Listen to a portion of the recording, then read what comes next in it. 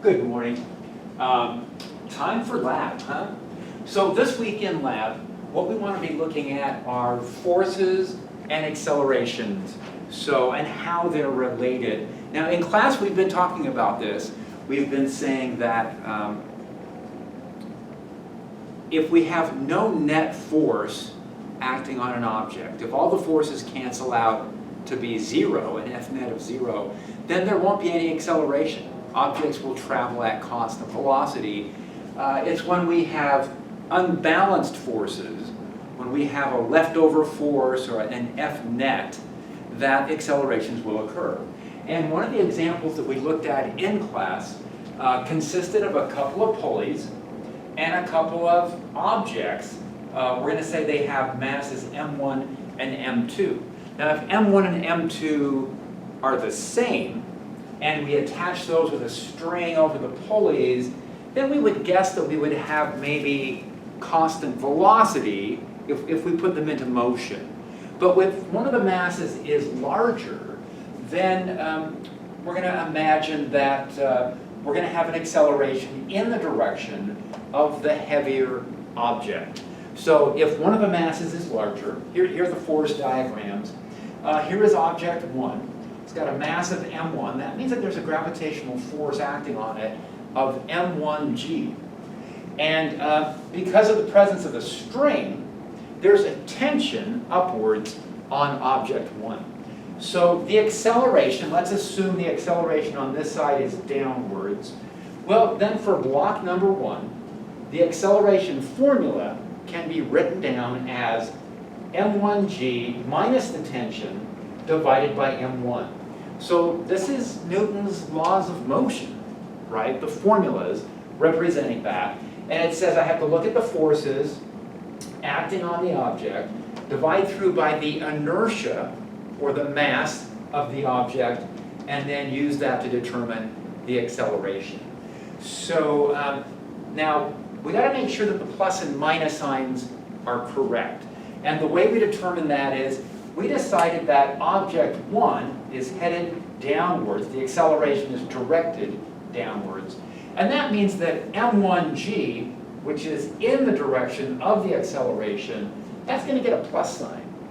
But the tension, which is opposite the acceleration, that's going to end up with the minus sign, and then as always, we divide through by the inertial effect.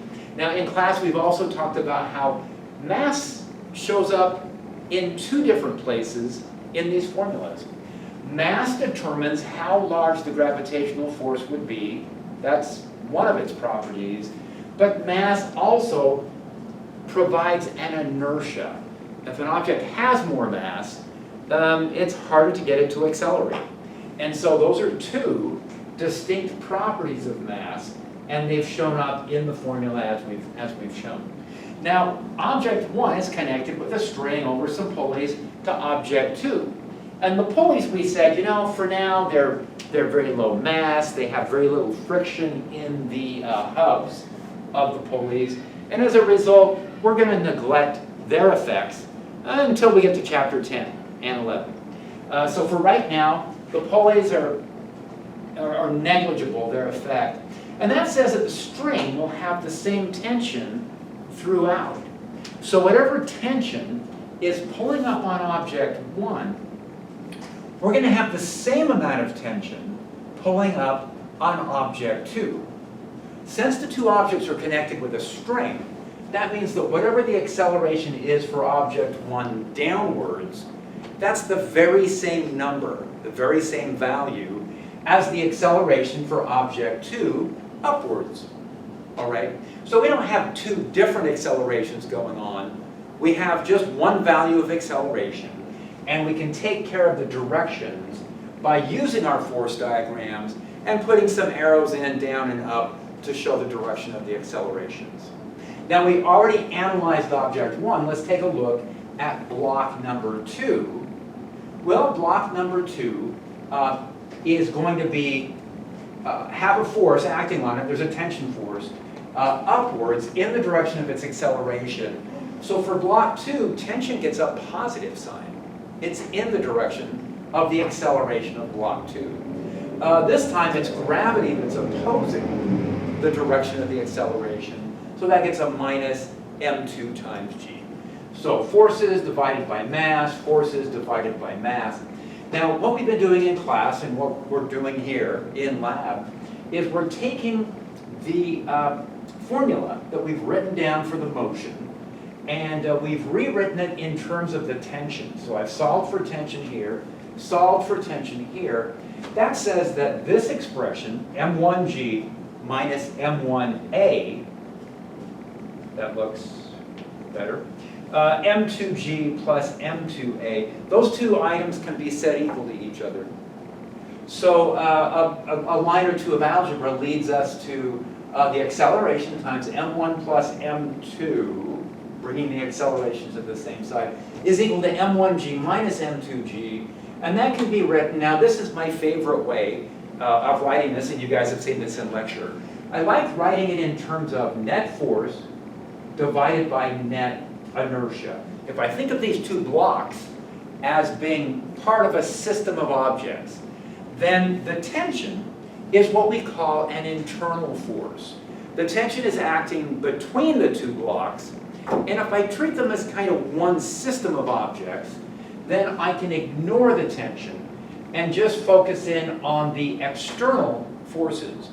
And the external forces driving this acceleration is going to be m1g minus m2g. The gravitational forces are opposing each other. Now, the inertias add up. Even though the gravitational forces are opposing each other and we're taking the difference, the inertias will add up. So the combined mass of object 1 and object 2 are going to determine just how much acceleration we end up with.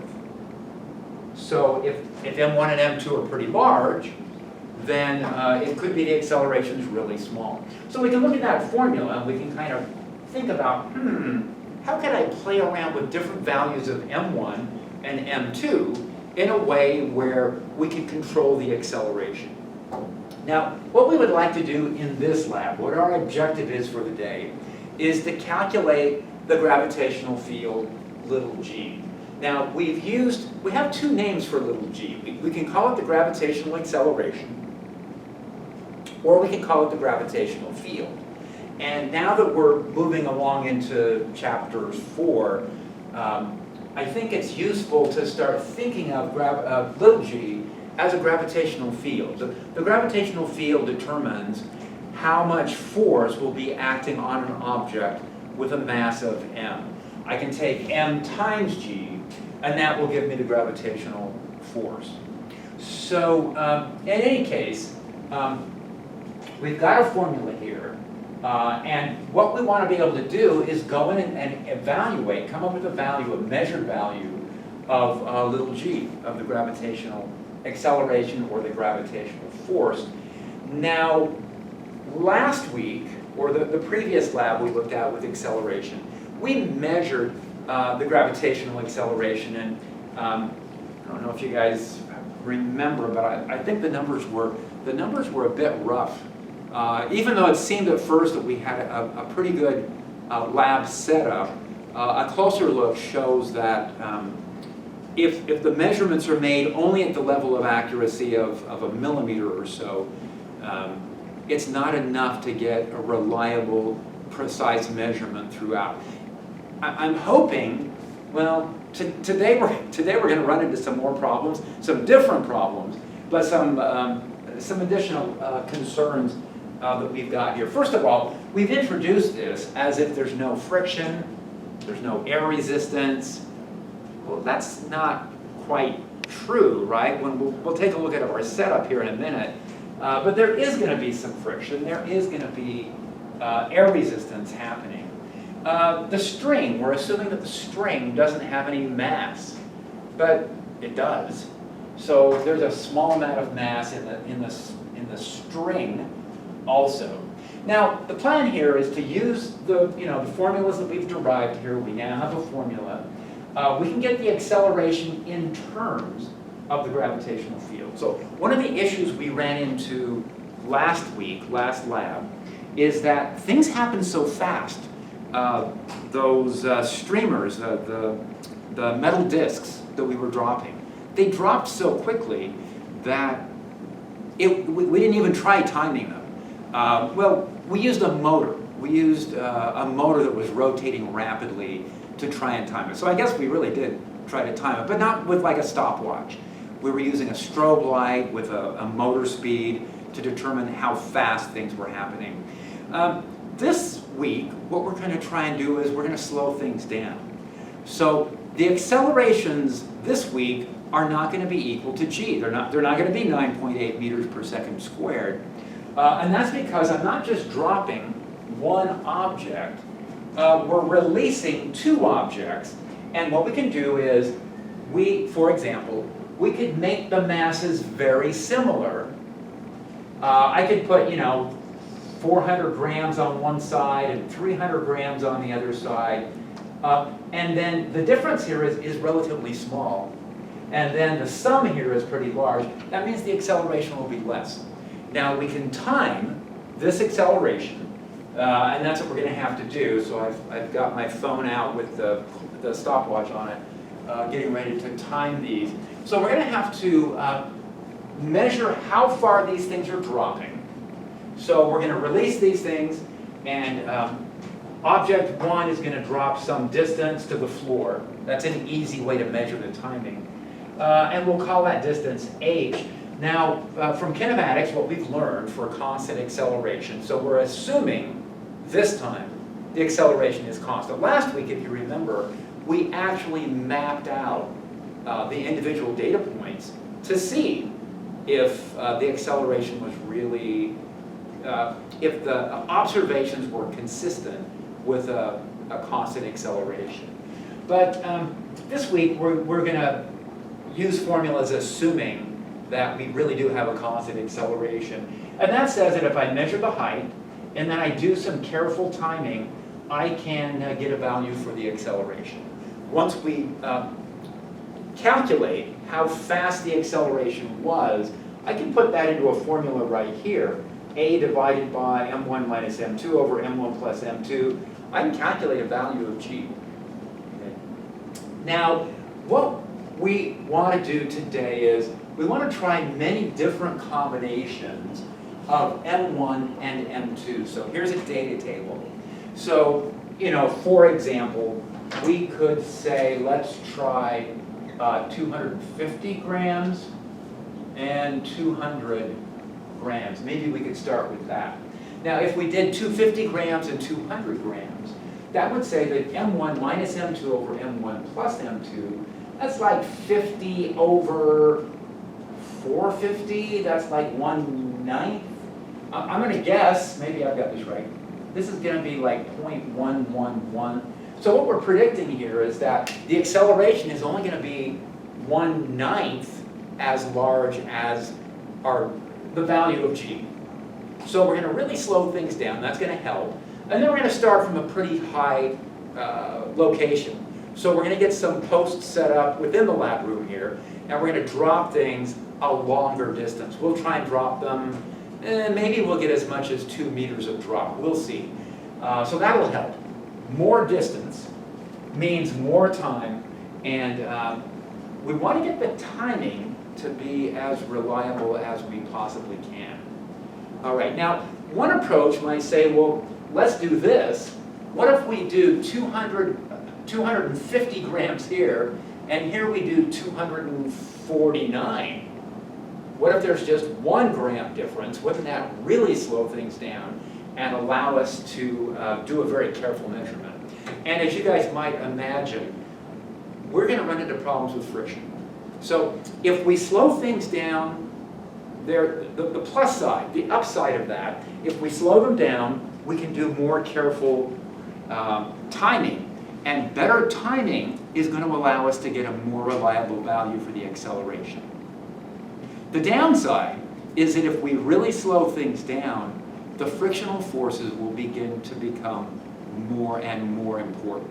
In fact, my guess is that if we set these two masses up so that the difference between them is only a few grams, my guess is it won't accelerate. There's going to be enough frictional force that we won't see any acceleration at all. So that's kind of what we're up against here. If we slow the process down a lot, the timing's going to be easier, but the frictional forces are going to start to be really a dominant effect. If we speed things up, the friction won't be as important, but then the timing becomes more difficult. So what we'll do is we'll try some different values of M1 and M2. These are some that I think kind of traditionally here in the lab we've started out with these values. And then, you know, you guys are welcome to pick what values you want to try. So try different values, you know. Maybe try some where you've got a pretty large difference between the two sides, and then some where the masses are very similar to each other. You could also try, you know, a couple of large masses that are, you know, have some difference between them, or a couple of smaller masses that have some difference between them. Anyway, so what we'll do is, let's say maybe 5 different combinations of masses. So there's one of them right there. And then what we'll do, we're hoping to get up to, you know, a couple meters. Right? Now we wrote the units here as centimeters. This could be done in meters or centimeters. I think either approach works. And then we'll get timers out, and I'm just going to be using my iPhone with the stopwatch on that. And then the acceleration we can calculate from here. So this is an important formula here. So this is how we're going to determine the acceleration of the blocks once we release them. So that formula is going to get used once we've measured h and we've measured t. Then we can calculate a value for acceleration, and then using the formula here, we can get a value of g.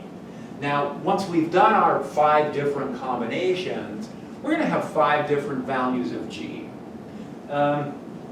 And then we can average. So we can take a look at those 5 different values of g, and we can average over them. Now, some of these, I'm suspecting, are going to be show indications that friction was important. If friction is really, you know, if friction becomes important, then things will be accelerating at a much lower value than we would expect. We'll get low values for g. If things are happening so fast that the timing is difficult, then the errors could go in either direction. So we really could end up with, well, we'll see. We'll see what numbers we end up with. But there could be a fair amount of spread in the numbers. I'm not guessing that we're going to be coming in with all the numbers within a few % of each other. I don't think that's going to happen, but we'll see. Maybe we'll do something really, everything really careful, and maybe the lab setup is has fewer limitations from what I'm imagining here. Now down here, this is a concern I had, was the timing. You know, I was a little concerned that if we just drop this once and time it, that didn't give me a lot of confidence. So what you could do is you could get, you know, 2 or 3 or 4 lab partners all timing the runs. What you can also do is you can do multiple runs, and that's what I'm going to plan on doing today, is I'm going to drop these things several times. So if 250 and 200 grams, if that's a combination that I want to go with, then I got another data table down here dedicated to timing, and I'm going to put the same numbers in here. But what I'm going to do then is I'm going to do run number 1, run number 2, run number 3, and then I'm going to average. And then once I get the average time determined, I'll probably bring that. Now you could have put this all in one data table. What happened was I took up a lot of space on the board. By the time I got over to here, I didn't think I could fit all these timing columns in, so I squeezed them in down here. But in any case, you guys, you know, as long as your data tables are organized and the units are all there and everything is organized very clearly, it's not so much of an issue as to how you carry out the organization. All right, so that's the plan, is to do 5 different combinations. We'll do 3 timing on each one to get an overall average timing. Now, if you do have multiple people doing this, and this works pretty well, is you do the drops, and you kind of practice a few times, right? So you want to be able to time the release, so something like 1, 2, 3, drop, so everybody can anticipate when that drop happens, because what you want to be able to do is hit the stopwatch right when the release occurs, and then right when it hits the floor. So, and a little practice works well. You know, sometimes there's a tendency to hit the stopwatch and end it before it hits the floor, kind of anticipating it's going to hit. And then other students sometimes aren't paying attention and it hits the floor and they hear it. And if you hear it hit the floor and you're responding to what you heard, that's too late. So you got to get that visual information and maybe stand there and watch this thing as it descends to get an idea, you know, so that you can hit the stopwatch right when right when M1 makes contact with the floor. And again, a little practice, and I would like to say we can get this accurate to within a tenth or a couple tenths of a second, maybe, is typically how well we do. Again, we'll see when we actually go in and do the numbers. It would be great to have, you know, 3 or 4 people simultaneously timing these just to see how much variation there is between those. All right, once we get all the data tables combined, ooh, there is a graph. I knew that students would be disappointed if we didn't do a graph. I know we had a lot of graphs last week. I apologize. Well, yeah. Anyway, there were a lot of graphs. This week there's just one graph. Now, it's a little tricky, and so let's take a look and see. You know, at some point we had a formula that said the acceleration is equal to m1 minus m2 over m1 plus m2 times g. Now, you could think of that as vertical axis is acceleration, I'm going to call that y, is equal to horizontal axis. The horizontal axis is represented by that function of masses. And then the slope would be g. That tells me that if I take these individual runs and I put a along the vertical axis, and I put m1 minus m2 over m1 plus m2 along the horizontal axis, I could plot my results. What I could do is I could take the number from here and the number from here and use that to plot onto this graph. So maybe it's worth highlighting that. So I'm going to say this and this. Those columns are going to be used to make the graph. Now again, the graphs can be done by hand. The graphs can be computer generated, whichever your preference is, but they do have to be labeled, they have to be drawn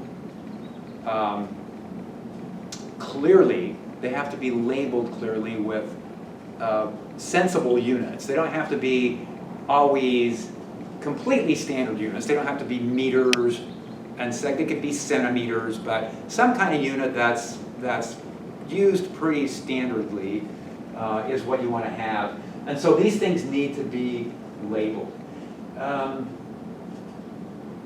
Okay, and if there's ever any questions, stop by office hours. Let me know if you guys have any questions that come up about any of these procedures at all. So anyway, what I've done is I've plotted 4 different data points based on 4 different combinations of mass. So I did the calculations of m1 minus m2 over m1 plus m2. I just draw, I actually don't have the numbers here. I'm just showing what it might look like. So let's say it looks like this. Well, the formula is suggesting to us that this should be, the points ideally would be along a line with a slope of g, and that line would pass through the origin. So what we can do is we can plot the data, always the data points. The data points always need to be there. Don't use these features where the data gets replaced with some kind of a curvy line. That's not the intention at all. So always show the actual data points. What actual data points did we produce? So data points are there.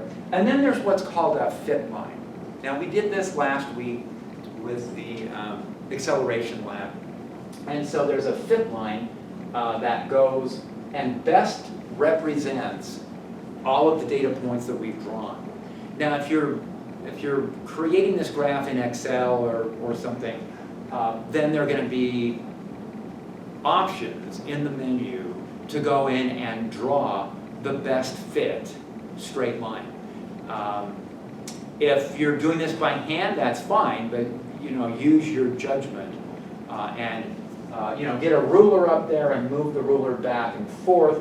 Now again, we would like this to go through the origin. It should ideally go through the origin. So it's really kind of moving the ruler back and forth until you get what you think is the best representation of the data, and then draw the line through it. Okay. And it may line up this well. I'm going to guess it's not going to line up any better than this. If you guys are thinking all 4 points are going to land right on that line, that's probably not this week's lab. There are labs where that happens, but we're going to be struggling a bit with the precision on these measurements. Okay, so you want to get the graph, you want to get that outlined, and you want to report a value of G from the graph. So we'll say that right here. Okay, so let's think. How many places are we coming up with values of G? Well, we're getting values of G for each set of masses, each run that we do. And then we're also going to get a value of G by looking at the overall effect of from all the data. Okay, so that's going to give us one value of G from here, and then say 5 values of G from here. So in the results table, you can decide which ones to report. You could include percent differences here, I guess, in the data table, but in the results table, maybe outline which values of G you've chosen to report. And always, always, always, there should be something in that list of measured G values that represents the overall average for the day. So if you decide to use these 5 and average those, list that and state that this is the average of the individual measurements. If you're going to do averaging from the slope, which is, you have to do this one way or the other, whether you decide to include it in your results table, it really should be included there. So make sure that you also do an average from here. So kind of state where the different measured values of G are coming from. Now, in class I started using newtons per kilogram to emphasize that this is a gravitational field, which determines how large the gravitational force will be. You guys are welcome to use meters per second squared. You can use centimeters per second squared. I do think it's a good idea to start practicing using newtons per kilogram and start thinking of this in terms of gravitational fields rather than just accelerations. All right, questions on any of that? So let's stop, well, let's pause here and then we'll take a look at the setup. All right, so here is the setup. What we've done is we've taken a post, pretty tall post here. We've gotten out a clamp and we've attached the clamp onto the table and then put the post on. And then up here we've got a couple of pulleys. So here are the pulleys set up, and you can see the string running over. And then we have hangers on each side. There's one hanger here. The other one is already down on the floor. And so what we're going to be able to do is take this, this is actually a 2-meter stick. So we're going to be able to take this 2-meter stick, set this up. I'm going to be using that to measure, get a measurement of just how much distance this thing is traveling. All right. And so to adjust the masses, what we have are a set of these, well, these different masses, these different objects. These are a bunch of 100 grams. I can get the scale out and double check these. There's a couple of 100 grams, here's some 50 grams, here are some more 50 grams. So I'm going to be putting different numbers of those on and then timing it. Now here is the timer that I have set up here. So here's my scissors, there's the string that I used. But that's the idea. If you get these pulleys out, maybe I'll demonstrate one of the pulleys. They are really low friction. Now they're not zero mass, but they are very low friction. So here's an example of what one of the runs might look like. What I'm going to do here is I am going to take a couple of, the hangers that we have here are already 50 grams, so I got to make sure that I include the masses on those. And then what I'm going to do, we talked about doing 250 versus 200, so I'm going to go ahead and put 150 on this lower hanger. I know that you can't see this. So I now have a couple 100 grams there. And then what I'm going to do is I'm going to take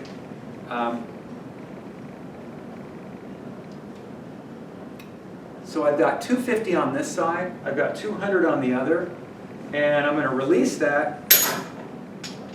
And that's about how much time it takes. So again, let's try that one more time here, just to show you guys what the drops are going to look like.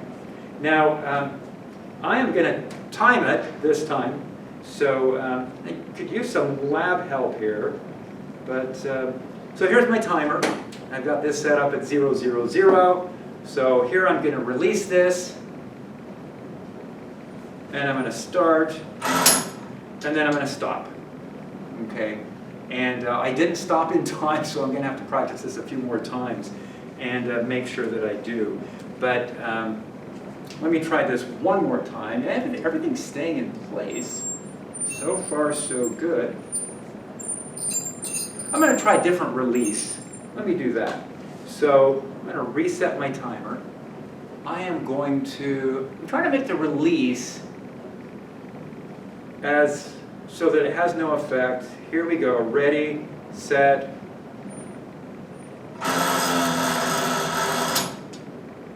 Okay, what did the pulleys do that time? Did you guys see what happened? Let me see. Something did a slowdown here. Let me try one more time. All right, this gives you the real feel of lab, right? Okay, here we go. I am going to start, reset, and 1, 2, 3, start. Okay, so I got 2.26 seconds, but I'm going to practice some more. Clearly, if I'm going to do this solo, I'm going to have to get this timing down. But that's the idea, so you can kind of see what happens with these. And again, this is with 200 grams and 250. Oh, I need to get a height measurement too. So I needed to get the meter stick in there and see what height we're working from. So just to wrap things up here, so I ended up doing a series with kind of a pattern to it. I added 100 grams to each side, and then I went back and did a series of measurements. And the timing did seem to go pretty well. I was actually surprised. It looks like, well, here's my data sheet that I came up with.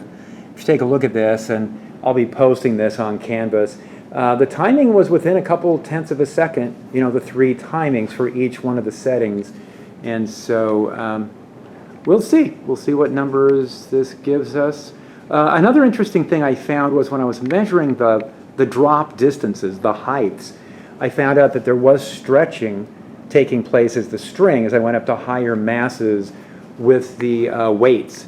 I ended up with shorter distances, somewhat, just a couple centimeters. I ended up with a couple centimeters of stretching that happened in the string. All right, take a look at those numbers, see what we end up with.